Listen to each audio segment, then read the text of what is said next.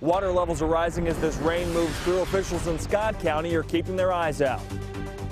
Still a lot of rain over our neck of the woods. It just keeps funneling on in. You know what? We still have a lot more moisture to go through back toward the southwest, too. A lot of rain today and a lot of rain as we head toward late in the week. Flooding potential is there, and I'll go over the latest forecast coming up. Tracking, alerting, protecting. This is WKYT News at Noon. Good afternoon and welcome to WKYT News at Noon. I'm Bill Bryant. And I'm Barbara Bailey. A flood watch is in effect this midday as widespread heavy rain continues to fall across the bluegrass. And that's expected to continue until tomorrow before we get a brief break and then more rain at the end of the work week.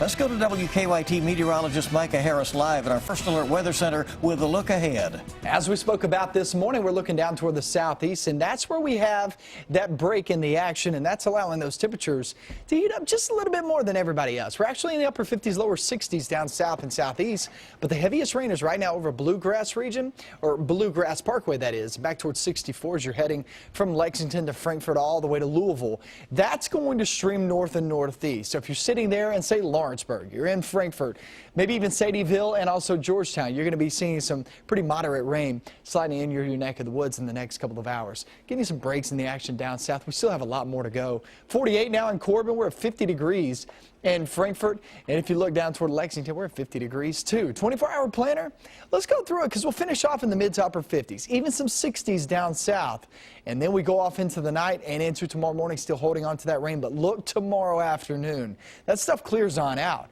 We'll look at 57 degrees by 1 p.m. That's 1 p.m. So that means lower 60s there by 4 to 5 p.m.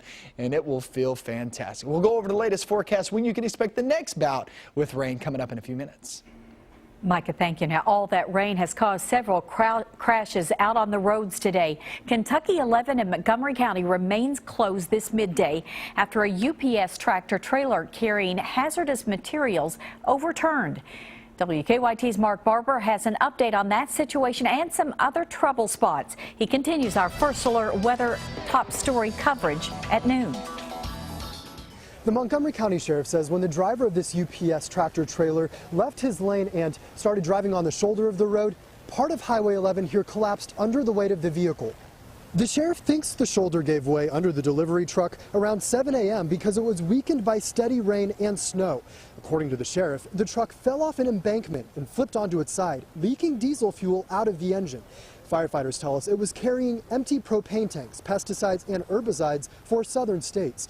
Those chemicals aren't leaking out of the truck, according to the sheriff, but he says they are working to clean up the diesel fuel that leaked into the ground. Wet roads have been keeping crews busy across central Kentucky.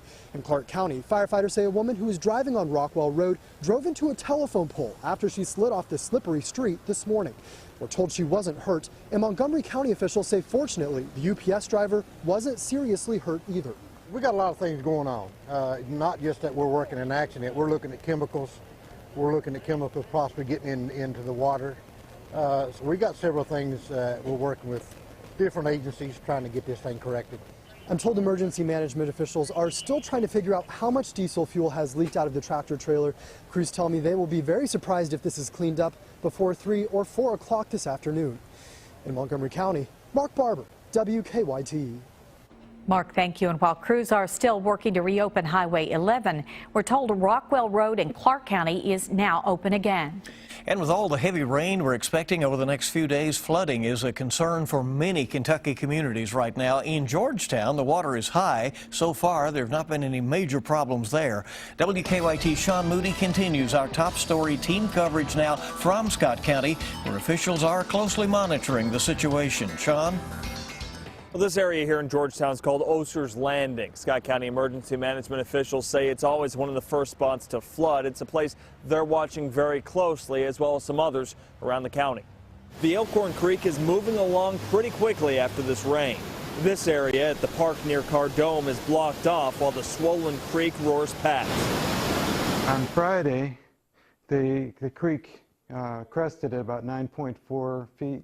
Major Mike Hennigan said Scott County emergency management personnel are ready to step in if they're needed, but he doesn't expect any serious issues. The creek settled back to a normal depth of 5.5 feet after the last round of weather, but it's creeping back up a bit. We're not expecting an awful lot, just nuisance flooding. We will see some overtopping of roads, some bridges that may be blocked for a little while. There are a few spots in the county where water has pooled on the roads, making it pretty easy to hydroplane.